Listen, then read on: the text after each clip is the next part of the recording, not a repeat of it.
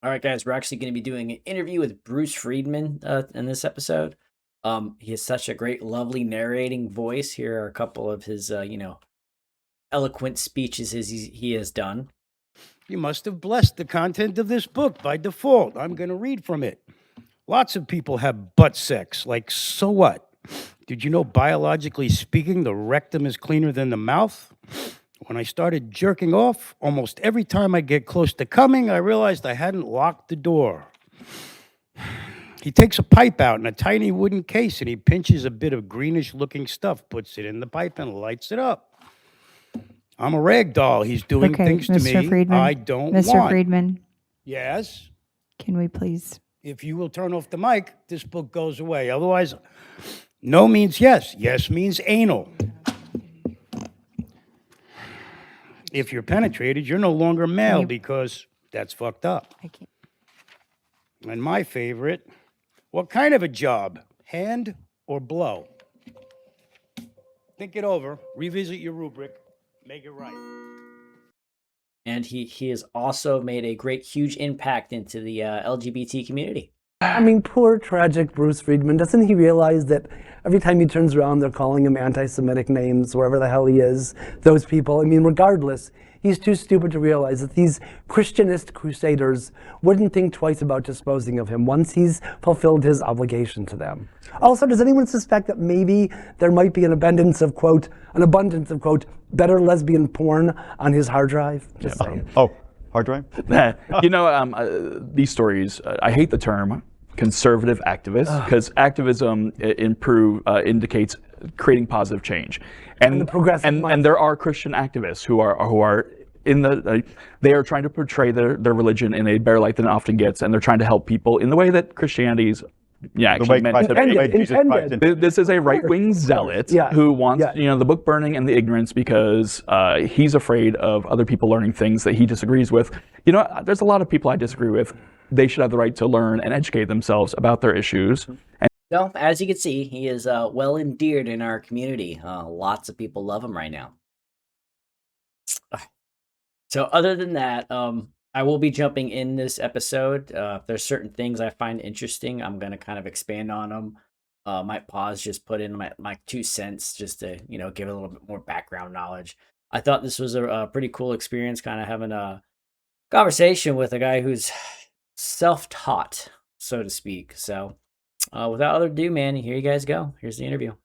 All right, what's up, guys? I'm here with Bruce Friedman. I met him at one of the school boards meetings here in Clay County. If you ever seen the people that read the smut novels in public education forums, this is the guy. I'll definitely be putting a highlight reel of his best hits. Just curious, man, how did you kind of get started into this kind of career field? I wouldn't say career field, but just this little side hustle, or just a problem that we've been seeing in society? What's drawn you into it? How did you kind of start going into something like this?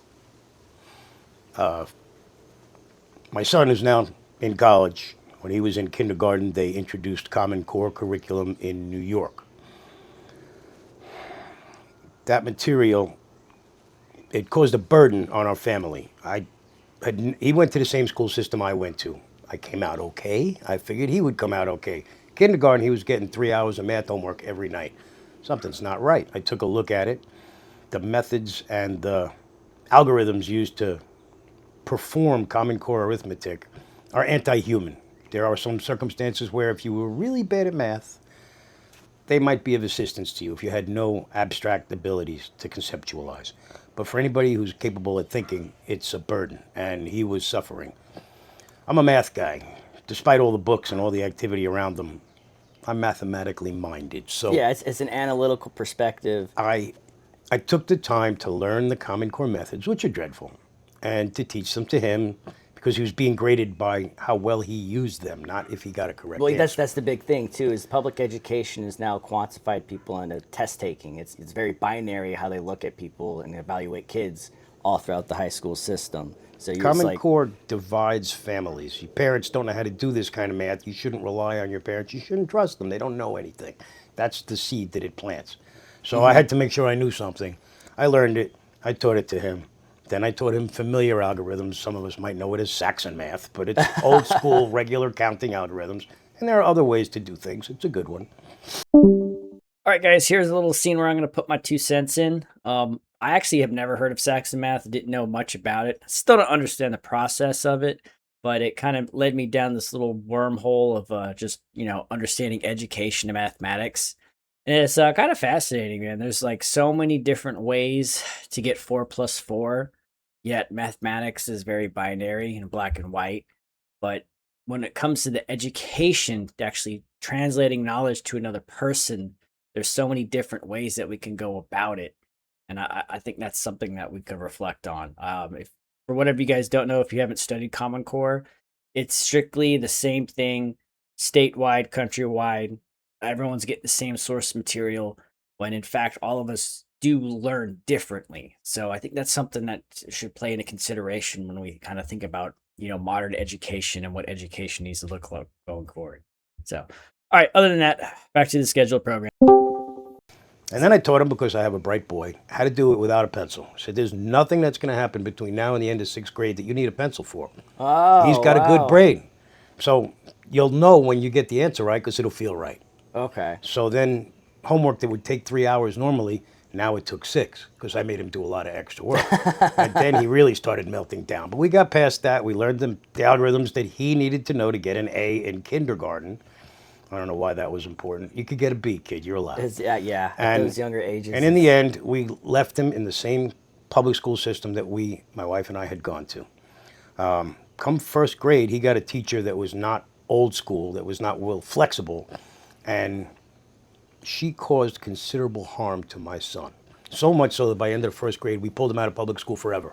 Okay. And he wound up in a private evangelical school, even though that's not my faith, just for the safety of avoiding Common Core and that batch of crazy people that put him through hell. Now, what was the transition like when you guys moved down here to Florida? Was the education system completely different as you expected, or were there some similarities that you saw, even coming from a democratic New York to a more of a conservative Florida? Well, we left the evangelical school. Boy, at the time, was halfway through 10th grade. And we decided that he could handle public school. We had rented a house on the other end of town, Orange Park, and put him in Orange Park High. Not the greatest choice, but he was there for a few months, and then we bought this house, moved to Middleburg, which is quieter, and he wound up in Ridgeview High. All of that's wonderful. I had a good relationship with the principal at Ridgeview High. She understood my leanings and helped me maintain consistent efforts to protect him from unnecessary abuse and harm. So it worked out pretty well. He got through, he graduated summa cum laude with a 4-point, whatever grade point average. Nice. Got himself a free ride to Gainesville for engineering. And a degree that actually matters, too. Well, currently, we'll talk about it later when AI takes over. Yeah, it's a possibility. There was a time in the middle there when he was in New York when COVID affected the ability of the small evangelical school, Smithtown Christian School in New York, by the way. Okay. So, 2 thumbs up. So you were actually in COVID, or in New York when COVID hit. Yes. Oh, well, I can only imagine what that was. And a lot of his teachers got sick or claimed to be sick, and they closed the school down and made it remote learning just like everybody else had. Yeah. And I saw that my son was not benefiting from online learning. He was in a trance looking at his computer like kids in front of a computer across the world. And I said, go in my room and find the book that says Euclid. You were telling me about this earlier. And he came back and he said, which one? You have 2 of them. I didn't even know I had 2 of them. Let's do the old one. We're going to do it like the Greeks did it. And we worked through the first 13 books of Euclid's Elements together using a straight edge and a compass until he had a concept. He was 12, 13 years old at the time, and performed better than I did under that kind of pressure. So I knew he had a future that involved his brain. He was not cut out to be a baggage handler. Good, that's fine. Yeah, I think that's very important, man, especially the way, young boys, I do think they need that, like, a little bit more boundaries on the outside. I'll cut this part out. Yeah. We'll just pretend I cursed a lot. But yeah, it's interesting that you brought up the intentionality that you had with your son, like actually being involved in his education. And I think with what COVID did, just slapping people in front of a screen. Now, I do, in some capacities, I do think it might have been a little bit beneficial for women, but for young boys, I think that type of environment is very detrimental to them. I do think they need to be able to kind of go out into the world or just in nature and kind of apply education in that regard. Camping in a fire, looking at the stars, talking about constellations. It's a very interactive kind of thing. Looking at a book from a perspective, even in my childhood. I love the stars. I'd have loved to have had the opportunity to go out and look at a telescope at night. Never had the opportunity to do it just because of where I was located, the light pollution, and just not having that interactive environment to be able to kind of question the environment that I'm in. So I do think that's very important for young boys going in to education. Now you're just not seeing that. You're not seeing them having applications to the environment. It's just sit in the desk, stand still, listen, follow instructions, and repeat. And then conform and obey. Exactly. Which is what we're teaching our kids in public school, pretty much. Yeah. So I'm curious. Do you have like a hit list or your top 3 worst books that you've read that you just can't are blown away by that were in public libraries? I do not. There are 1,000 that have already been removed, so it's a polluted thought. But when I think about the one that caused me the most harm, I have a top 2. Okay. One of them is blatantly pornographic and involves children and is disgusting, and it's by the woman who wrote The Handmaid's Tale. It's called Really? Oryx and Crake. Handmaid's Tale, to look for something even more shocking, and that's Oryx and Crake. And it is a book that gave me the same nightmare 2-3 days in a row. Oof. So I stopped reading it. It's not in our school district. Actually, in Clay, it never was. Okay, wow, but it turned out it was in others nearby, and I helped make that change.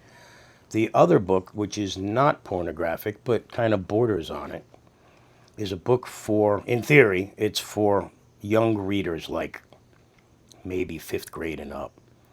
And it's called The Summer of Owen Todd. And we'll just skip through all the horrors individually that go on in that book.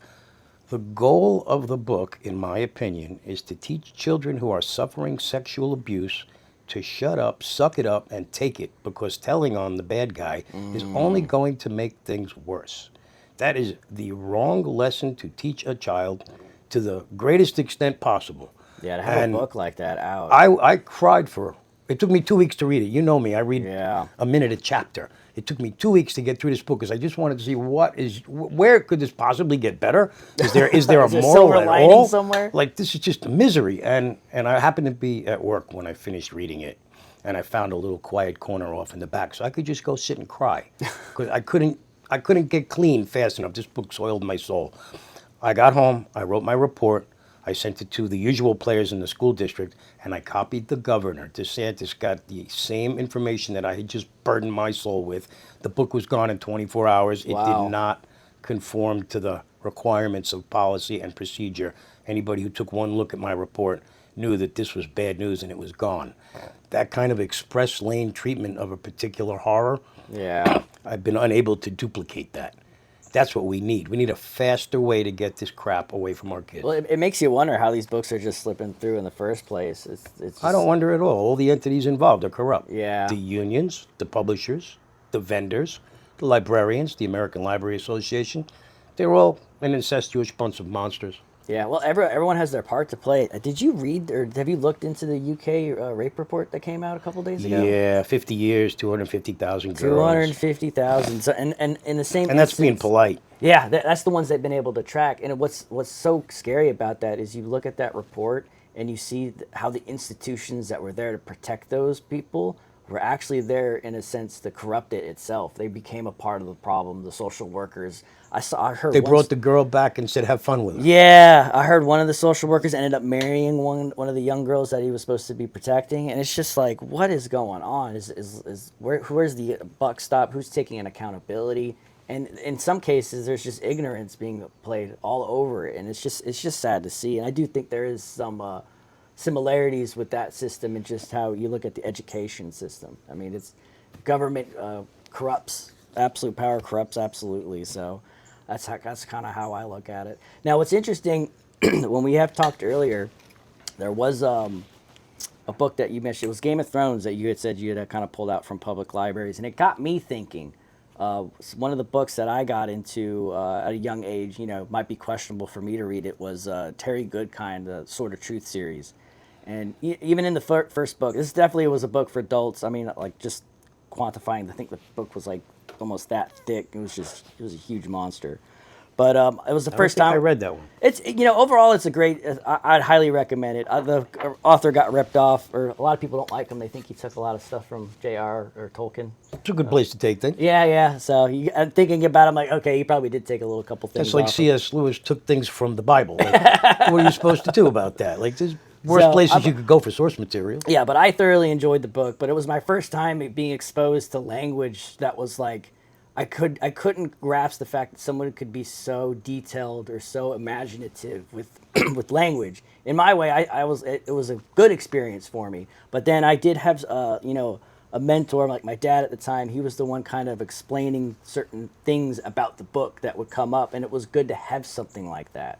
So I think it's all the books that we are getting to see our kids are being exposed to, in some way, I think it is the responsibility of the parent to help that child navigate through some of the stuff. The unfortunate thing I think you're getting is you're actually getting parents promoting a lot of this stuff too, or even giving their kids this source material, or just not even taking any interest when a kid's actually, screaming for help. People are just ignoring it, even from the parent side. So I think that's might be what's been happening too, to some degree. I call them parents of the core. Right? We had the children of Common Core. That's been around 15 years. Some of those persons are now parents. Yeah. And they don't know what they don't know. They're doomed. Their It's kids are ignorance again, yeah. doubly so. They're not involved. If they are involved, everything is pushed to the extreme, like free speech absolutism. You know the story, you can't yell fire in a crowded theater? Yeah. Well, that's a lie. You can. If there You is can a- especially do so if the theater's on fire. But Yeah. the theater, even if it's not on fire, if you just want to be a jerk, this is America. We have the right to be wrong. And as long as you don't cause a stampede, there is no civil penalty for yelling fire in a crowded theater. As long We as you don't have cause that a right. stampede. But when it comes to children, does someone else have the right to give Hustler magazine to your child at the bus stop? No, of course not. That's a criminal offense. That's harmful to minors. That's distribution of pornography. There's a number of civil codes that are violated when you do that. But the same thing, when handled by a librarian, gets a pass. Interesting. And to restore honor and accountability, we have to strip the ALA, or anybody who calls himself a librarian or a media specialist, we have to take away their hiding place. They don't have a shield.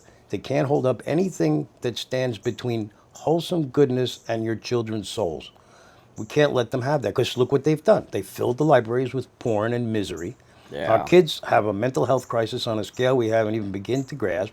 Half the kids are on Ritalin. Yeah. And the ones that graduate, maybe 2/3 of them can read well enough that a book will be part of their future someday. Maybe. The other ones, they just fall through the cracks. Yeah. Well, and that's the thing. I know we've talked about it a couple times in our previous conversations. It's like, what's the point of reading if you are going to have a device or something that's going to tell you what you need to know? There is a very important reason to read. I mean, I don't think even educators or even in today people have really thought about the context of why it's important to read.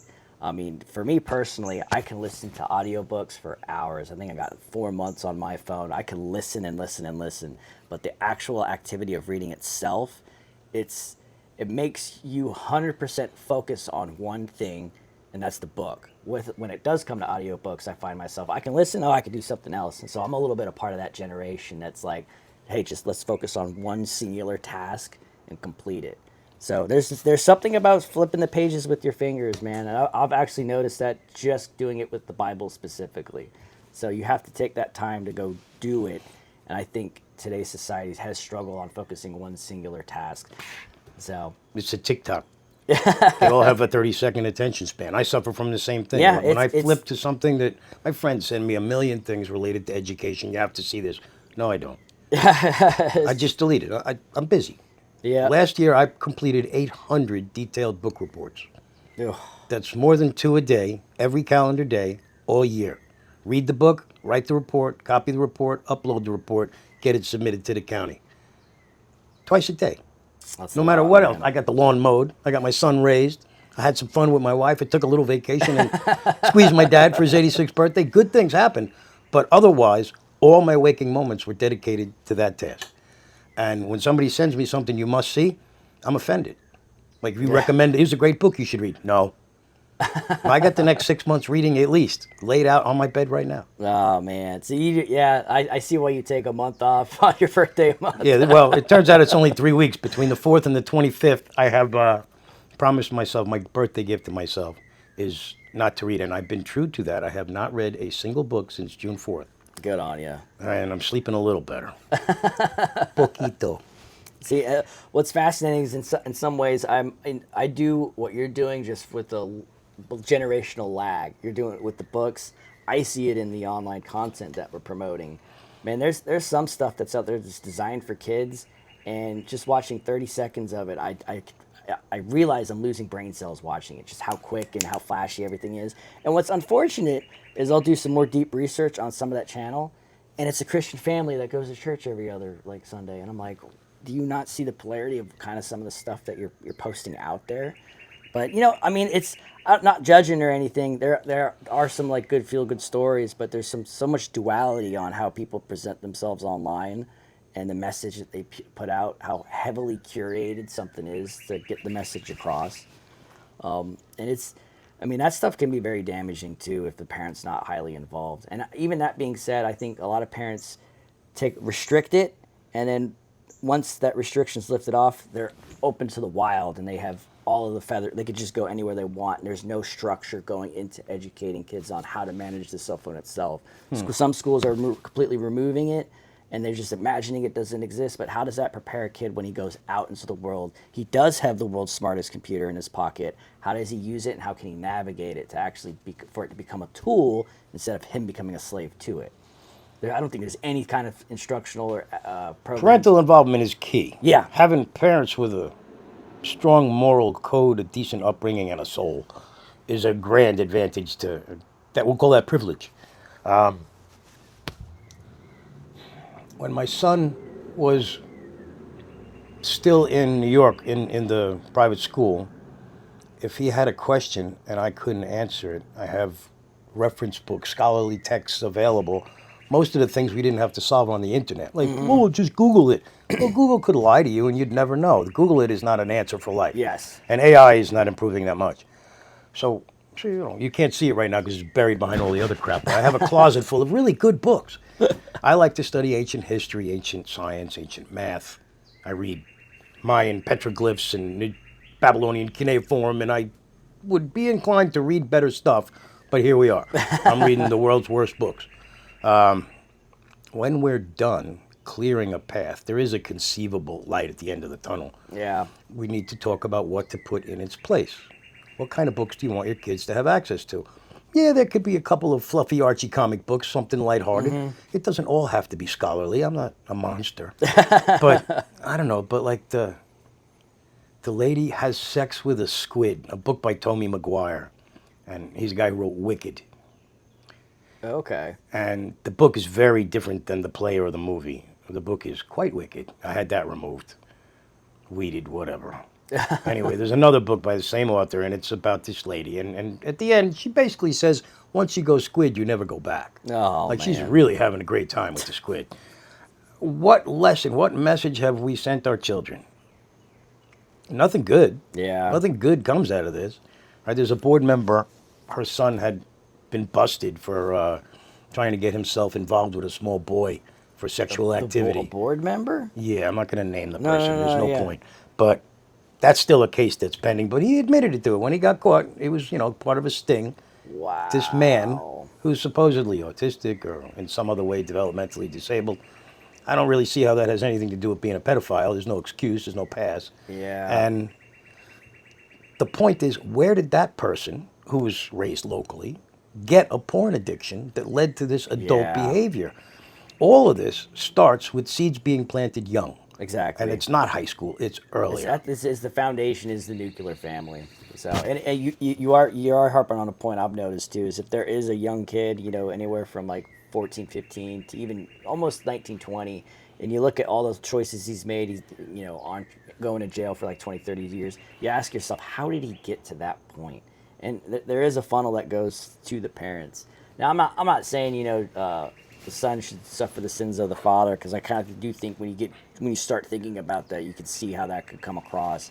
But it's amazing how many parents aren't very intentional with their kids. And I think now more than ever, a parent has to be hyper attention, not controlling or like curative, but they really have to be intentional with how they're going to raise their kid, what kind of morals and values and ethics they're going to want going into the future. I do just that. I mean, understanding how much the Bible has affected me right now, I definitely do think it is just a roadmap for life. All the self-help books, all of the philosophical stuff that I've read over the years, it slowly has pointed me to the Bible.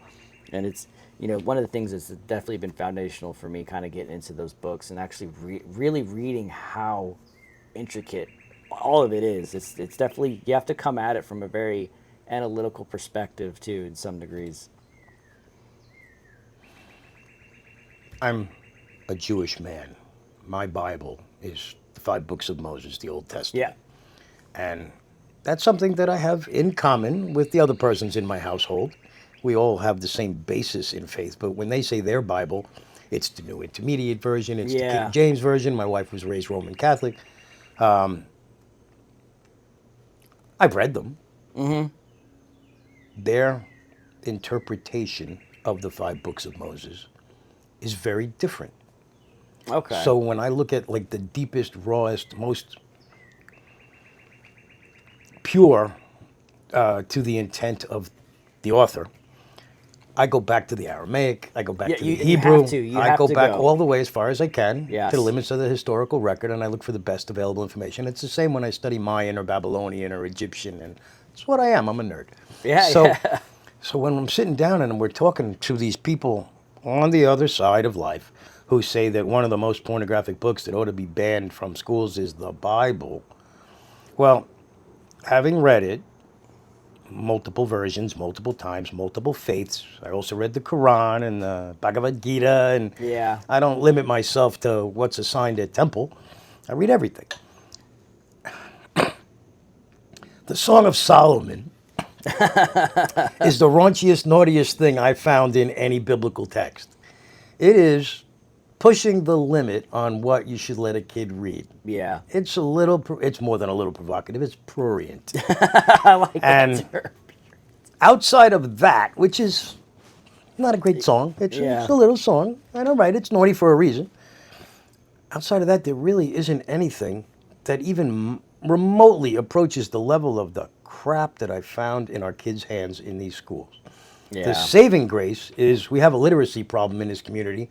Kids can't read, so they can't read this crap either. Yeah. And we have a motivation problem from the fractured family angle or the overworked 2 parents full time. Yes, that's huge just too. Don't have time to monitor what's in front of their kids, which is why they're on TikTok and not in the library. I spent a lot of time in the library. Growing up, I was not unlike I am now, reading a lot. And those books were not at all like what I'm finding. I remember I got to in elementary school, I made friends with the librarian. She saw that I was the kind of kid who wanted to borrow more than the limit of 3 books a week or whatever it was. And she made allowances for me. And there was a wall of biographies, like obscure ones like Marconi, who invented the radio. Oh, wow. There were hundreds. I think there's probably about 400 books. And it was a consistent set. Maybe they weren't the best for factual history accuracy, but they were written on a common sense level that little kids could appreciate and then finish and then talk about, and then there was questions at the end, and then you go to the next book. I read all 400 of them through my time in elementary school. It was tailored to your age in a sense. So to my capacity to grasp it. Exactly. There was nothing about their sexuality. Like if Alan Turing was gay, or Leonardo da Vinci was gay, or Michelangelo was gay, so what? Yeah, they don't put a whole chapter in about his romances. It doesn't need to be mentioned that anybody had any particular sexuality. You're too young to be processing that. That's what we need to go back to. Books that purge the idea that very, very young children need to consider sexuality at all. Yeah, I mean, and that's unfortunate. I think in today's culture and the world we live in, it's promoted, it's celebrated. Yeah, we're in Pride Month, we're supposedly. In Pride Month, a whole month. I thought Pride was a deadly sin. Didn't we hammer that out thousands of years ago? Yeah, and it's just like getting into my Bible now, understanding what the message was behind the rainbow, to see like how it's being used in that regard. It's very blasphemous. It really, really is. God promised not to flood us again. He didn't say anything about another asteroid. Well, exactly. It was like, that's one way to do it. Like, let's not push it. I don't like water, so. But no, it how things are playing out. I know I'm seeing an issue. I can only imagine there are like thousands, if not millions of people across America that are seeing something's wrong, and they just they just don't know where to do or what to go, or how to find communities that even do it.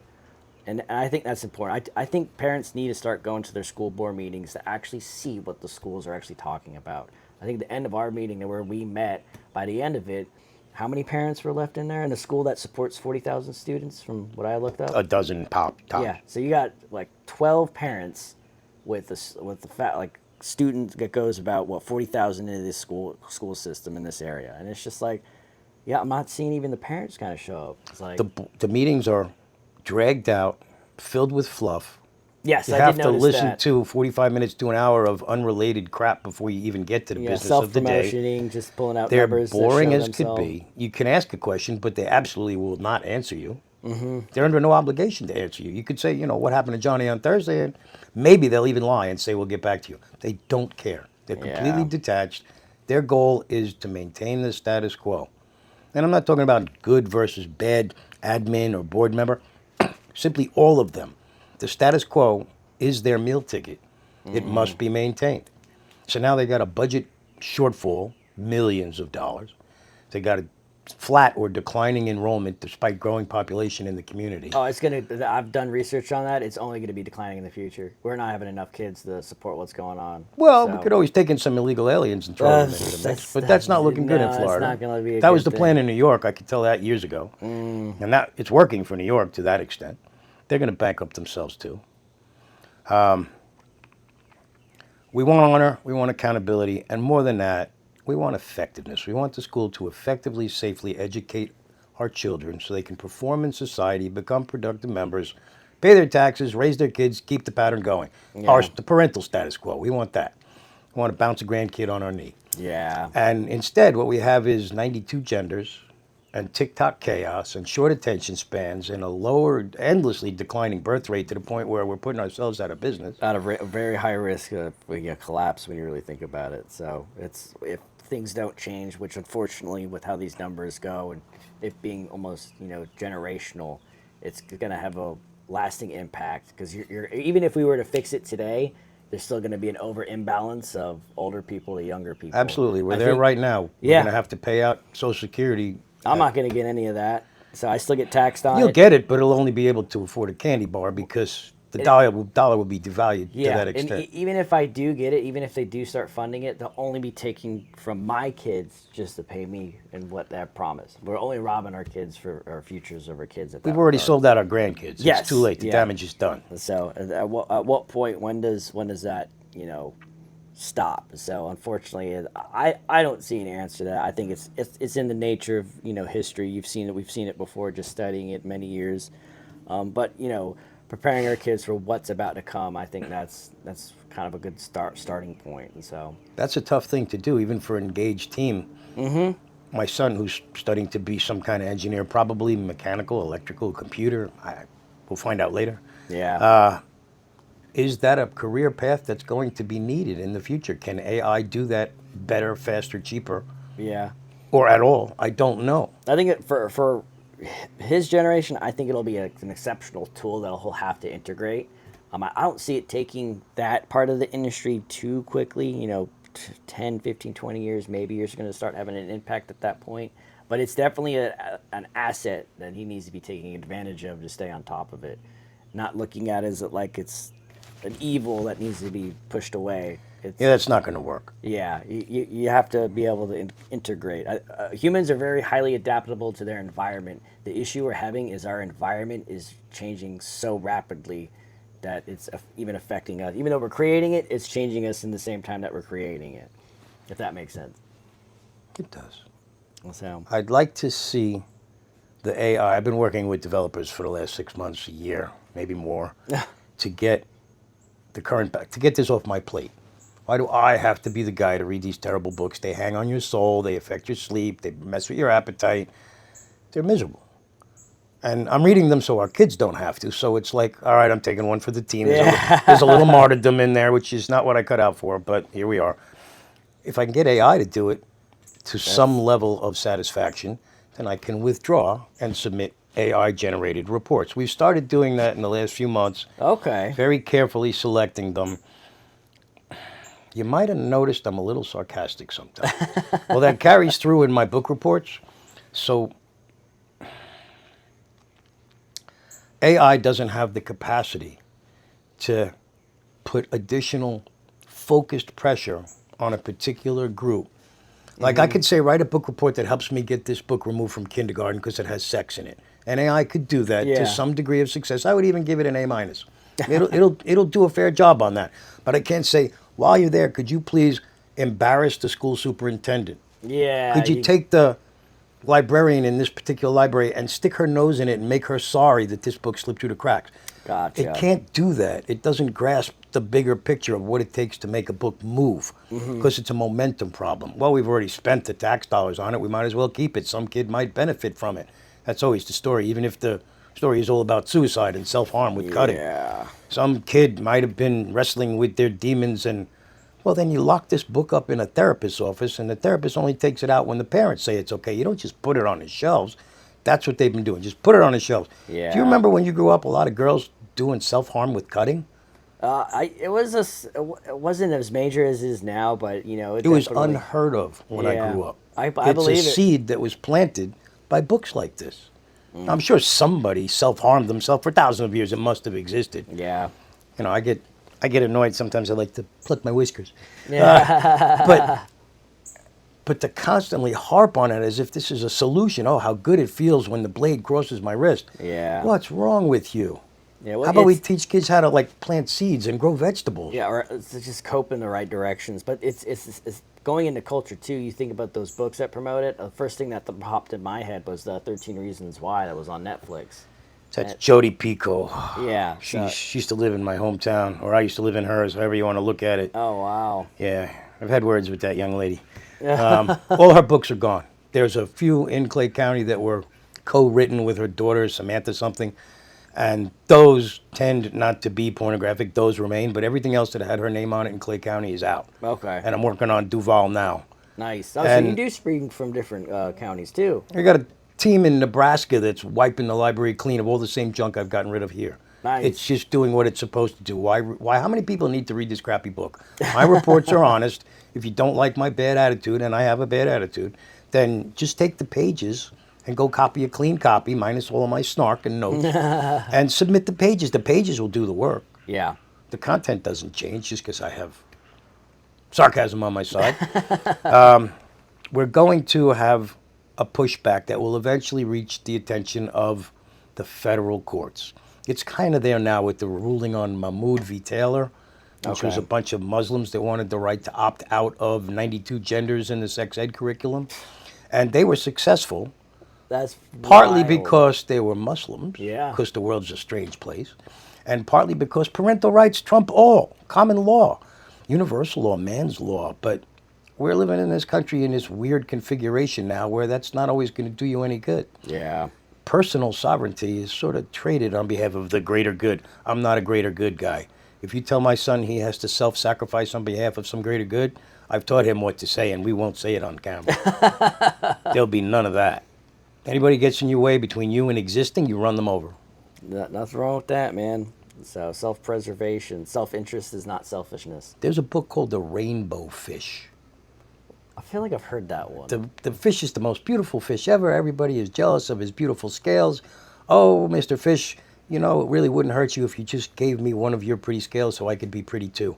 And the rainbow fish keeps giving of himself, until there's nothing left. What do you call a fish without scales? Dinner. Yeah. That's what you call it. It's dead and you eat it. So there'll be none of that. There's something about my son that makes him shine. It's his and his alone. Nobody's got a claim on it. Yeah. Well, it's the way I've looked at it is you should if your glass is overflowing, that's how you're supposed to help other people. You're not supposed to pour what's in your cup into other people. You're left with an empty The cup. oxygen masks fall on a plane, yours first, or Yep. else you're no use to anybody. Yep. So, like I said, self-interest is not selfishness. And So- discernment, key point, discernment is not hatred. Yes. I'm not getting rid of the 92 gender books because I'm mad at somebody's particular sexuality. I don't care. I also spent a dozen years in the design industry and lived in Chelsea and Manhattan. So, like, there's very little that's shocking to me on an adult sexual nature. I've seen it. I'm not impressed. Can we get the job done now? Can we educate our children now? Yeah. Nobody needs new pronouns. You don't get to pick your pronouns. I take one look at you. I see a beard. You're a he. Yeah. That's my call, not yours. If you tell me you're a they, a them, a she, a That's thee, your problem. I'm sorry you feel that way, but I'll be Yeah. using he until further notice. That's a further notice. But no, man, I appreciate it, man. Where, if anyone wanted to reach out some more about you or get kind of more contact info, do you kind of got anything for them, or? I got a lot, and I don't want to overwhelm anybody. So if you have any questions, it's Bruce. You could spell that one. Friedman, like fried man, at noleftturn.us. Send me an email. I respond to them all. All right, I'm and I'll very definitely I'll put that in the video too, so people can kind of reach out, see if they want to get some more. All right, the contact info. website with all 2,000 plus of my finished reports. It's a little bit more complicated. We'll let you put it up as a QR code or something. Yeah, on yeah, the screen. I can link it. If anything, I'll even show it on the video too at the end. Beautiful.